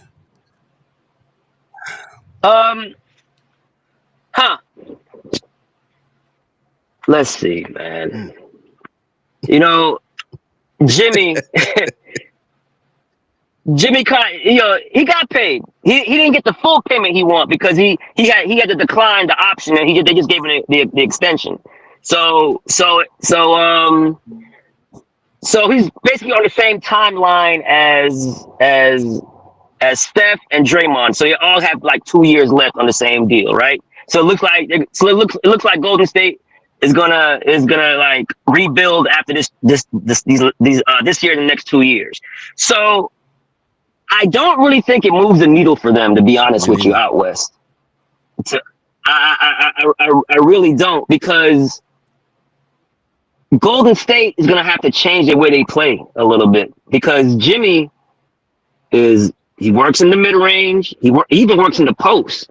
He slows the game down. He's methodical, and the reason and maybe it will work at times when you can, because there's times when the game does slow down and you can't just keep running stuff off screens and doing all this fancy stuff. Sometimes you got to go just say, hey, Jimmy, go get us a bucket. And they didn't have that. And that's why Golden State was struggling. So I understand why they did it, because they had to do something. I mean, like I said, they're 11th in the West. They're not even in the play-in. So they had to do something. And they really wanted KD. They didn't want Jimmy, really. They pivoted to Jimmy. When KD's like, nah, I don't want to go there. They really wanted to reunite KD. You know, and to be honest with you, they didn't give up that much. They gave up Wiggins. I think Wiggins is actually going to do well in Miami. You know, the only drawback with Wiggins is his motor and just lack of effort sometimes, right? So it just looks like he's just out there, where he's not really, you know, he doesn't have the drive to go and get it. But you can see that he does have it in him, because in 2022 he was amazing in that championship run for Golden State. In the finals, he could have easily been on Finals MVP as well. He was good for all the games. Steph had a big game 4, but Wiggins was great throughout the series. So, but I mean, Steph still deserved it. But I understand, you know, why both teams did it. I thought that the Heat could have got more draft capital. I would have liked for them to get Kuminga in the deal as well. I've been saying that for 2 months. Go and get Wiggins and Kuminga, or at least Podziemski, one of their young guys. But Kuminga, the issue with Kuminga is that his entire draft class signed extensions this year at the deadline for the extension. Cade, Alper Sengun, Jalen Green, all those guys, Franz Wagner, all those guys signed extensions. He's the only one that didn't get the extension, right? So there's rumors that they don't really believe in Kuminga, but that's why. And with the Heat, they want to clear the books. They don't want to bring back a bunch of contracts and then be stuck. They want to kind of clear the books. They have a nice little nucleus with Bam and Hero, and if you slide Wiggins in there, so they didn't want to have to go and pay Kuminga, just like how Golden State doesn't want to pay him. So I guess the league is kind of down on Kuminga. I guess I'm high on him, but I guess the league is down on him. But yeah, I think the league I understand why both teams did it. I think the league is going in another direction, Ryan. I think they're not paying these people no more. I think they're trying to figure this out, reset this whole thing. You can tell from a lot of these trades that teams are just trying to get rid of players and they're just taking less. They don't even care. Yeah, we see it in the Dallas trade. We see it in the Jimmy trade. They're just like, just go. Right. Just so go. You can see with the I mean, you can see with the transactions that you make a great point, D-Dubs. You can see the transactions that they're just like, they're fed up.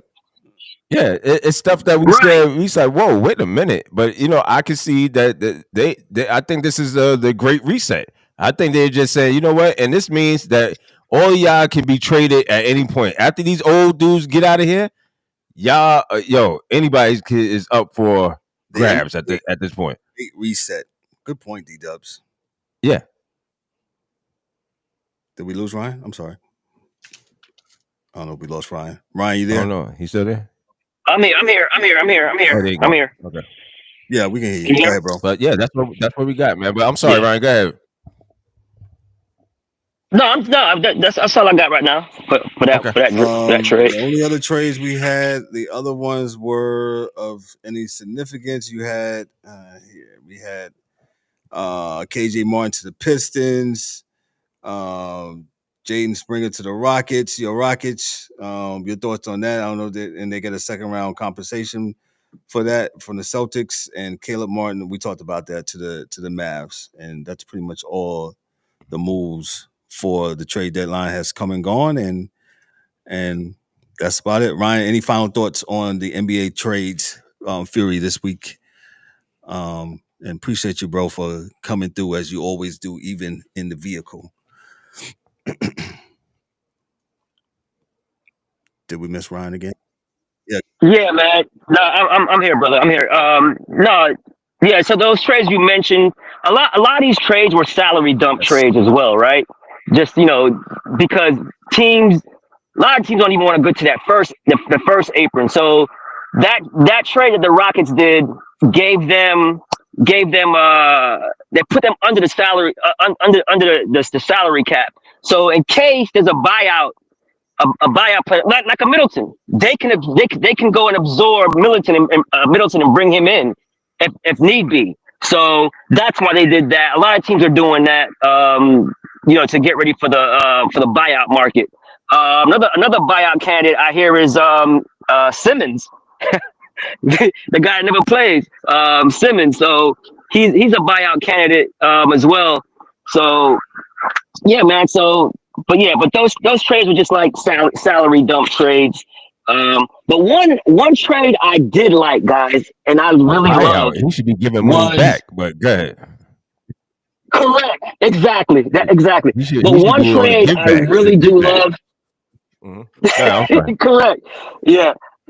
No, you're good, brother. One trade I really do love, man, and I love what they did. It wasn't a big name. Was DeAndre Hunter going to the Cavs? I love that deal. That deal right there can win them the championship, because now you have a defensive wing. That's all they were lacking. They had the two guards, but Mobley and Garland, they're small. I mean, we see Donovan Mitchell out there, right? And he plays big. Donovan Mitchell's only 6'1". Right. He's only 6'1", but he plays bigger. So their backcourt small, and then their front court is huge with Mobley and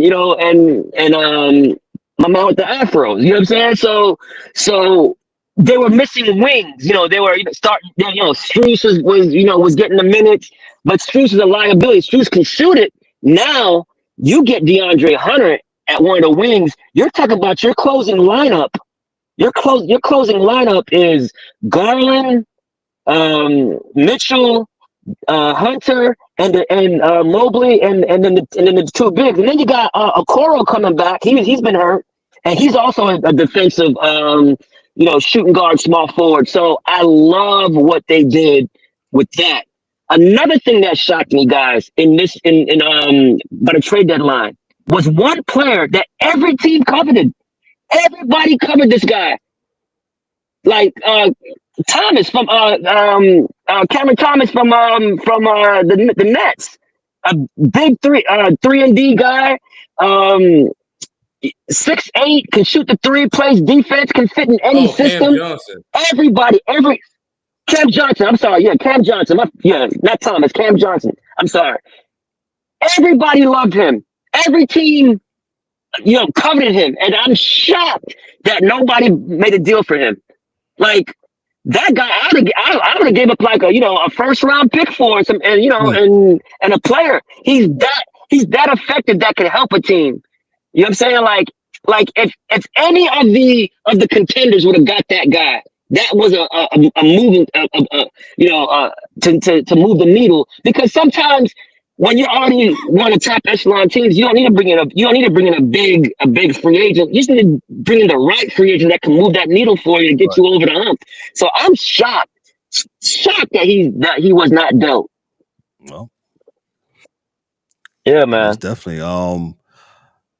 Any other trades before we get out of here? And D-Dubs has something to give us. What else you got, Ryan? I think that's no. That's it, brother. I'm pretty good. That's it, I'm man. good.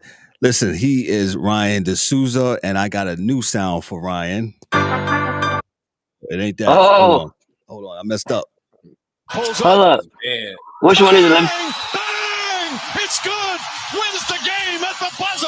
Ryan wins the game at the buzzer with Mike Breen. That's Mike Who Breen. is that? Saying that you hit the 3, bro. Look at that. Hey, I'm not gonna front. Mike Breen is the best. Mike Breen and Clyde Frazier, they're the two best, man. And the reason why I like them so much, they're the best because they call like it is. They don't show any homerism at all. Like they'll rip the Knicks, they'll give the other team credit, and and vice versa. Most teams, team who calls their games, they're homers. Everything is the other team, and the reason why they lost, and their team can't do nothing right. I love listening to them, man. Love it. So I know that you're a true basketball fan because of you're not, of course, you're not a you don't follow the Knicks like that, but like you said, I've been following them since I was a kid, and Mike been calling the games for 20 plus years now. Him and Clyde, has it been that long? It's been that long. I remember, because they was on WFA in the 90s or something like that. It's been who's Mike Breen has been around for a while. He took over from Marv Albert. Marv Albert. Right. Oh, that's right. Yes. So kudos to Mike Breen and like you said, Clyde has been there forever. I love his euphemisms and how he be rhyming and stuff like that. He's devastating and creating on the. Oh, it's brilliant, man. It's brilliant, bro. It's awesome, man. I love it. We're going to get out of here, man. Great show tonight, man. We went a little bit longer, but we had to talk about the NBA and their and what's going on as far as the trade deadline, man. D-Dubs, what did we miss tonight? He's going to be our backup, but what did we miss? All right. Well, what we got? Let's start with Major League Baseball. We got we got the thief. We got the larceny, the stealer. We got Ipe Mizuhara.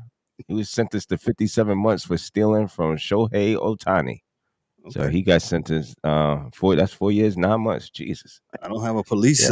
Sounds like I need a police siren on here. Go ahead. Yeah. I mean, that was a big deal. Trying to figure out, so maybe Shohei would know who he's, letting people know his PIN numbers to his bank account and stuff like that.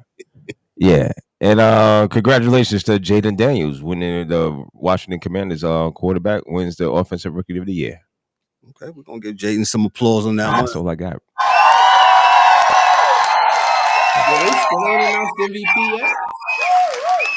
Say again? They still I don't believe announced they NBA have named MVP yet. Nope, not yet. That's crazy. They really dragging it. All right. Of course they are. I digress. Party shots. No, that's Saturday night at the awards ceremony. They're dragging it. They're dragging it. All right. Sorry. Party shots. You might as well give your party shots since you're talking, Mike. Go ahead. What you got for us? Y'all dragging it, man. Announce the MVP. Like y'all really dragging it. Goodell, you really dragging it. We know y'all cheat for the Chiefs, but shout out to everybody at home. Shout out to E, who couldn't be here, and Dan, the hockey man, and DA, who had to slip out of here early. Shout out to them, and shout out to us, and free the Dallas Mavericks, and that's it. Free the Dallas Mavericks. Shout out to Mike. Thank you, Mike. D-Dubs, what you got for us, sir? Yo, nothing heavy. All I can say is shout outs to the ladies that play women's basketball on the college level. I enjoyed watching the Yeah, games. yeah. It's been fantastic watching them.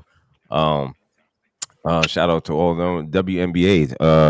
Ryan, there's a couple moves going on with that, and we'll dive into that Yeah. another I'm time because they was moving around like crazy over there too. Go ahead. Anytime D Dubs is asking, "Yo, when does the WNBA start?" in the chat, that was funny. He's like, "I See say, that? oh, man, that's pretty Yeah, You gotta watch I think I'm Unrivaled, ready for it. man. Unrivaled is lit. Unrival's lit, bro. It's I lit. haven't gotten to that quite yet, but shout outs to them ladies. They playing at least they're playing hard. So I can admit that, and I love that part of it. So Yep. Got you. Thank you, D Dubs. But enjoy football this weekend. It's the final football game of the season. Enjoy your game, whoever you got. Bet wisely. Don't bet your whole mortgage, and bench. Don't do nothing stupid. So yeah, gotcha. Ryan, what you got for us? Man, good show, guys. Man, sorry I couldn't be on a video with you guys today, but yeah, man, it was a hectic trade deadline. Like between 7 and 9 all-stars were former all-stars were moved. So yeah, man. So it adds some excitement. The trade deadline always adds excitement, for the finish, the finishing up of the league. But yeah, so I'm happy with that. And also, man, check out the one-on-one tournament, the Unrivaled women's 3-on-3 tournament. Check out, they have a one-on-one tournament. Winner gets $200,000, and that starts on February 10th. The first round, second round on February 10th, and then on Valentine's Day, you're gonna have the semifinals and the finals on Valentine's Day. So that's pretty cool. So check that out, man. Keep supporting them women. Gotcha. They can Appreciate hoop. that, Ryan. My party shots, man. Not much. Thank you for all those that hung up with us tonight, checking us out on all streaming platforms: YouTube, Twitch, Facebook. We was on Instagram tonight. I didn't get a chance to hook it up. X. Shout out to those in the comments. Thank you. Shout out to my peoples in Pakistan, man. We still holding it down out there. Shout out to all the crew. Shout out to the DA. He had the bounce. Shout out to I'm gonna say Mike Mills. Mike Mills is right here to Dan and to E. They couldn't be with us tonight, man. But great show, good show. And like you said, there go Ryan saying hi. He's in the car. I appreciate this brother so much, man. My dude, man. But I'm not gonna point. Go ahead. What you got, sir? I'm just looking. Notre Dame playing Stanford, man. It's 50-15. My God. Yeah. That's the women's, the ladies playing over there. They're playing Stanford? Yeah, and Notre Dame is smashing. Damn, Stanford's normally a powerhouse, man. I know they lost a lot of players and stuff, but man, they're normally a powerhouse. Yeah, not this year. They're 11-10, 3-7 in the conference, man. Notre Dame is a beast, man. They 10-0 in the conference, 19-2. But that's all I got, man. I'm sorry. Yeah. Got you, man. Go ahead, Ryan. I'm sorry. No, next week, I believe the 16th. Was it the 16th? Something like that. UConn and South Carolina plays. So battle of the top two freshmen. In the game. So we'll tune into that. Yeah, that's a Sunday. I want to say, that's a Sunday. Yeah. So, like I said, nothing more heavy. Enjoy your sports this weekend. Enjoy the Super Bowl this weekend. Remember my 10 commandments. If you're going to a Super Bowl party, don't double dip. Bring something if you're going to somebody's house. Don't block the TV. What else we said? What were some other things we said? Don't do none of that stuff, man. Just especially if you're a casual fan. You're casual fans. And if you interrupt somebody that's in, that loves football, you might be in some trouble yourself, man. So, but listen, on behalf of myself, I'm Kevin Owan, your host and moderator, for Ryan D'Souza, our NBA and WNBA guy, for Mike Mills, for Daryl D-Dubs Warren, for the DA who had to slip out of here, and for E, the angry one, and for Dan the Hockey Dude. Yo, this is a Sports Chasers podcast. Be good, be blessed, be great. Hey, have a great weekend. We'll talk to y'all later. Peace.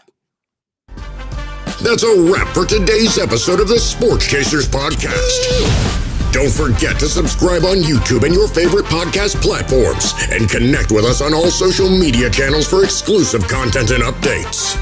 We'd also love for you to join the conversation, share your thoughts, and become part of the Sports Chasers community. And remember to tune in next time for some more real sports talk. Until then, stay frosty.